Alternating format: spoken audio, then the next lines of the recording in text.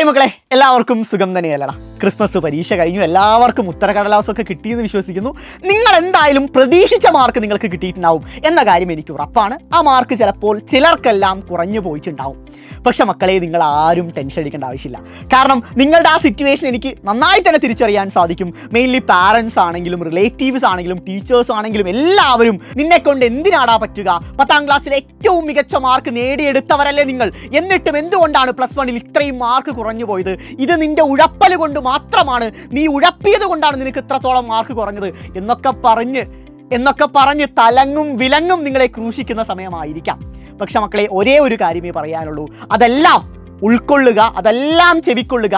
പക്ഷേ അത് ഓർത്ത് നിങ്ങളാരും ഇനി അങ്ങോട്ടുള്ള 2 മാസം പാഴാക്കരുത്. അത് മാത്രമേ എനിക്ക് പറയാനുള്ളൂ. അല്ലാതെ അതൊക്കെ കേൾക്കാതെ വിടുക എന്ന് ഞാൻ പറയുന്നില്ല. അതിലെല്ലാം കാര്യമുണ്ട്. കാരണം ഇത്രയും നാൾ നിങ്ങൾ നഷ്ടപ്പെടുത്തിയ ഓരോ ദിവസങ്ങളും അത് പോയത് തന്നെയാണ്. അതിനെപ്പറ്റി ആലോചിച്ച് ഇനി വിഷമിക്കണ്ട. മറിച്ച് അത് മനസ്സിലാക്കി ഇനി അങ്ങോട്ടുള്ള 2 മാസം കട്ടയ്ക്ക് തന്നെ പണിയെടുക്കണം. 2 മാസം എന്ന് പറഞ്ഞാൽ എണ്ണിപ്പറഞ്ഞാൽ 45 ദിവസം മാത്രമേ നമ്മുടെ മുന്നിലുള്ളൂ. ആ 45 ദിവസത്തിൽ എന്തു പണിയെടുക്കുന്നു എന്നതിലിരിക്കുന്നു ഓരോ സബ്ജക്റ്റുകളിലും നിങ്ങൾക്ക് ലഭിക്കാൻ പോകുന്ന മാർക്കുകൾ. ഇനി ഫിസിക്സിലോട്ട് വരികയാണെങ്കിൽ നിങ്ങൾക്ക് ഈ 45 ദിവസത്തിൽ പഠിച്ചെടുക്കേണ്ടത് 14 ചാപ്റ്റേഴ്സാണ്. 14 ചാപ്റ്റേഴ്സ്. നിങ്ങളുടെ മോഡൽ എക്സാം നിങ്ങളെ കാത്തിരിപ്പുള്ളത് 18ാം തീയതിയാണ്. ബോർഡ് എക്സാം 6ാം തീയതി. അഥവാ കണ്ണടച്ച് തുറക്കുമ്പോഴേക്കും ഈ പരീക്ഷകളെല്ലാം നമ്മുടെ മുന്നിലോട്ട് വരും. സ്കൂൾ ബാഗ് എടുത്ത് ഹയർ സെക്കൻഡറി ക്ലാസ് റൂമിലോട്ട് ആദ്യം കയറിയ മൊമെൻ്റ് ആയിരിക്കും നിങ്ങളുടെ മനസ്സിൽ ഇപ്പോഴും ഉണ്ടാവുക. എത്ര പെട്ടെന്നാണ് മക്കളെ പുതിയ വർഷം വന്നു, ജനുവരി തുടങ്ങിയിട്ടുള്ളത്. സോ ഈ ഒരു അക്കാഡമിക് ഇയർ പോയത് പോലും നിങ്ങൾക്ക് അറിവുണ്ടാവില്ല. സോ അതുപോലെ തന്നെയാണ് ഇനിയും അതുപോലെ എത്രയും പെട്ടെന്ന് ഈ പറയുന്ന പരീക്ഷകളെല്ലാം നമ്മുടെ മുന്നിലോട്ട് വരും. ഈ ക്രിസ്മസ് എക്സാമിൻ്റെ ഓരോ ഉത്തരക്കടലാസും കൈകളിൽ വയ്ക്കുക. എന്നിട്ട് എവിടെയൊക്കെയാണ് പാളിച്ചകൾ പറ്റിയത് എന്ന വ്യക്തമായ ധാരണ എല്ലാവർക്കും വേണം. കാരണം ആ പാളിച്ചകളൊന്നും ഒരിക്കലും ഇനി വരാനിരിക്കുന്ന മോഡൽ എക്സാമിനും അതുപോലെ തന്നെ ബോർഡ് എക്സാമിനും നിങ്ങൾ ആവർത്തിക്കാൻ പാടില്ല. അതുമാത്രമാണ് ആസ് എ ബ്രദർ എനിക്ക് നിങ്ങളോട് പറയാനുള്ളത്. സോ അതെങ്ങനെ സാറേ ഞങ്ങൾ റെക്ടിഫൈ ചെയ്തെടുക്കാം, അതെങ്ങനെ സാറേ ഞങ്ങൾ മാറ്റിയെടുക്കാം എന്നാണ് നിങ്ങളുടെ മനസ്സിലുള്ളതെങ്കിൽ മക്കളെ, അതിന് വേറെ ഒരു കുറുക്ക വഴികളും നിങ്ങൾ ആലോചിക്കേണ്ട ആവശ്യമില്ല. നേർവഴിയിലൂടെ മാത്രം മാർക്ക് നേടാൻ വേണ്ടി ശ്രമിക്കുക. നേർവഴിയിലൂടെ കൃത്യമായി പഠിച്ച് ഏറ്റവും മികച്ച ഗ്രേഡുകൾ സ്വന്തമാക്കാൻ വേണ്ടി ശ്രമിക്കുക. അതിന് ഈ 2 മാസം, ഈ 45 ദിവസം കൃത്യമായിട്ട് സ്ട്രക്ചേർഡ് ആയിട്ട് ഓരോ സബ്ജക്റ്റുകളും നിങ്ങൾ പഠിക്കേണ്ടതായിട്ടുണ്ട്. മെയിൻലി ഫിസിക്സ് പോലുള്ള സബ്ജക്റ്റുകൾ 10ാം ക്ലാസ് വരെ വളരെ എളുപ്പമായി തന്നെ നിങ്ങൾക്ക് മാർക്ക് നേടിയെടുക്കാൻ സാധിക്കുന്ന സബ്ജക്റ്റുകളായിരുന്നു.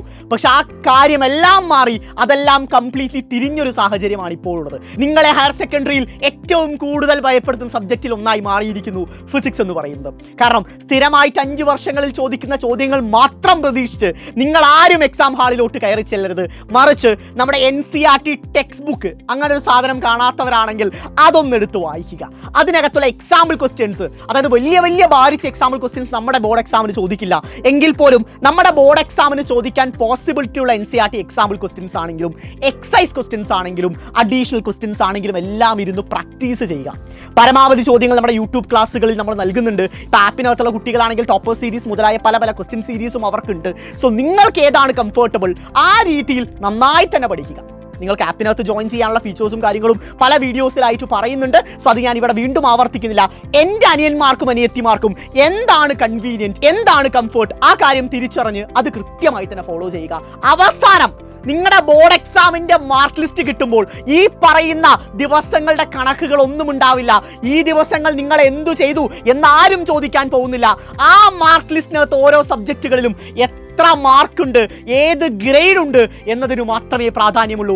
നിങ്ങൾ അതിന് പിന്നാമ്പുറത്ത് നടത്തിയ പരിശ്രമങ്ങൾക്കെല്ലാം ഉള്ള ഉത്തരം ആ മാർക്ക് ലിസ്റ്റാണ് മക്കളെ മറുപടി നൽകുക. സോ അതുമാത്രം മുന്നിൽ കണ്ട് എൻ്റെ പാരൻസിനെ തയ ഉയർത്തിപ്പിടിച്ച് ഞാൻ നിർത്തും.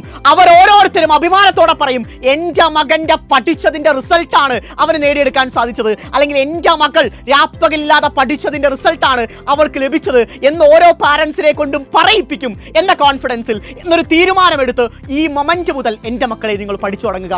All the best. നമുക്ക് ഏറ്റവും മികച്ച മാർക്ക് നമ്മുടെ മോഡൽ എക്സാമിനും ബോർഡ് എക്സാമിനും ഉറപ്പിക്കാം. ഫിസിക്സിൽ അത് ഞങ്ങൾ ഉറപ്പ് തരുന്നു. എല്ലാ സബ്ജക്റ്റുകളിലും സൈലം നിങ്ങൾക്ക് ഉറപ്പ് തരുന്നു. ഞങ്ങൾ നിങ്ങളുടെ കൂടെയുണ്ട്. ഗംഭീരമായിട്ട് പഠിക്കുക.